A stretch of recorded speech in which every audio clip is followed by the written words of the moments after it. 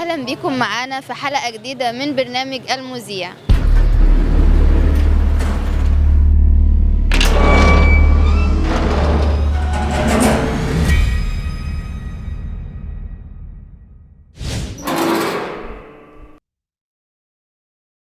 زازا. رأيك ايه في الارتباط؟ بيجيب احباط والله. حبيت قبل كده؟ مفيش حد ما حبش. انت بتتكلم جد؟ حبيت كم مرة؟ مفيش حد يقول كم مرة يعني كم مرة يعني ما انت مرة اثنين ثلاثة كده يعني. لا حول ولا قوة إلا بالله. مرة اتنين يعني انت مش فاكر ولا عايز تحسب ولا ايه؟ ما لو احسب كثير، تعرف تعد قد كام؟ الحب بيجي مرة واحدة. مش حب والله، مفيش حد يحب حد الايام دي، كله انت وصلاني كلها مصالح الايام دي. يعني انت كنت بتتسلى ولا كان مصالح ولا ايه؟ انت ماشي دلوقتي لو واحدة ليها عندك مصلحة تعمل لك ايه، عامل ايه، مش عارف ايه، الدنيا كلها ماشية. ما انت شكلك مجروح قوي. ما يروح اي حد يجرح الايام دي. يعني مفيش حد خزوقك كده ولا عيب عليك، محدش يعرف. ايه؟ وانت بتخزوق؟ لا مش بتاعتنا الحاجات دي احنا. كنتوا بتسيبوا لا. بعض ازاي؟ كم تدين تودان كده مش فارقة معايا ايه. ماشي، كنتوا بتسيبوا بعض ازاي؟ ما انت بتقول ان انت حبيت مرتين ثلاثة أربعة يعني. ماشي، ما انت بصي في فرق بقى.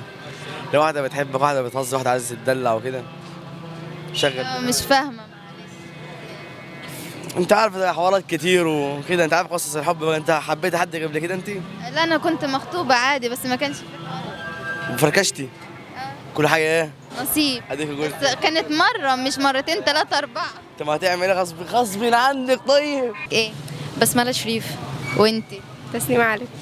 طيب ايه رأيكم في الارتباط؟ والله الارتباط فكرة مش حلوة قوي، خصوصا كسن مراهقة، وبيبقى فيه أكتر فيه في ثانوي، فاللي هو أنت ركز على مستقبلك، ودي حاجة كده كده بتكون بالنصيب، فهيجي لها وقت وهتيجي، مفيش فكرة إن أنا أشغل دماغي بيها يعني. وانت رأيك؟ لا انا رايي ان الارتباط هو حاجه كويسه، بس في نفس الوقت مش مضمونه، يعني مش مضمونه الفتره دي بالذات، لان اغلب بتبقى المشاعر دي بتبقى هرمونات اصلا. انتوا عندكم كام سنة؟ أنا عندي 16. 16. في سنة كام بقى؟ تانية ثانوي. ربنا يوفقكم يا رب.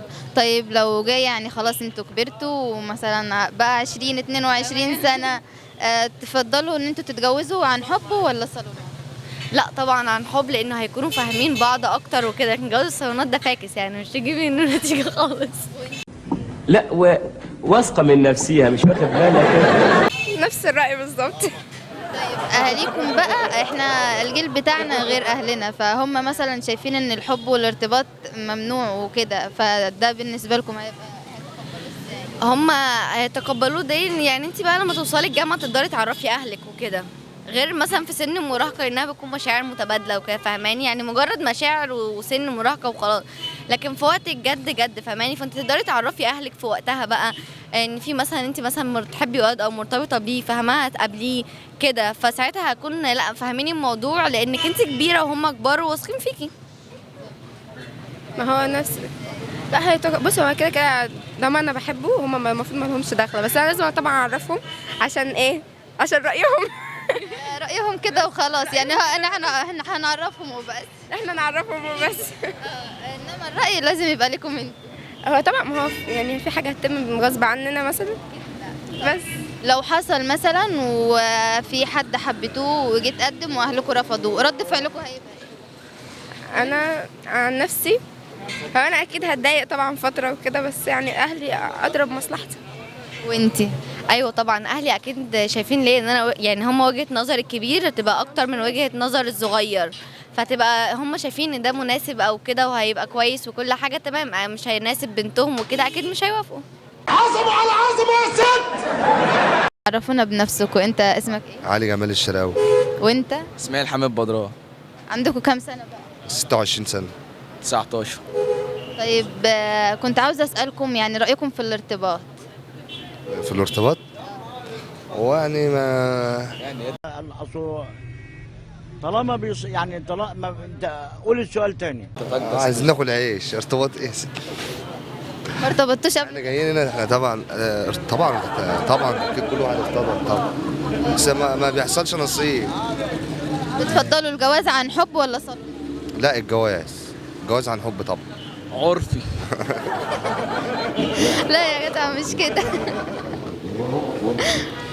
مرتبطين؟ لا هو احنا حاليا الشغل واخد كل وقتنا. بتشتغل في ايه؟ احنا تبع المعرض اللي هنا معمول هنا. معرض وانت مرتبط؟ المحافظات كلها. لا مش باين يعني. لا مش مرتبط والله. اعترف ما تخافش. لا والله ما مرتبط فعلا.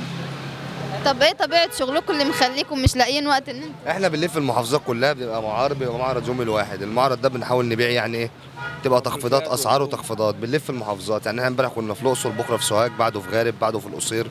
فهو الواحد مش فاضي. هو احنا بنعمل كل ده عشان نتجوز، انت فاهماني؟ ربنا يوفقكم يا رب، إيه وان شاء الله نفرح بيكم قريب باذن الله باذن الله. يا رب، ويبقى عن حب بقى زي ما انتوا عايزين. ان شاء الله باذن الله.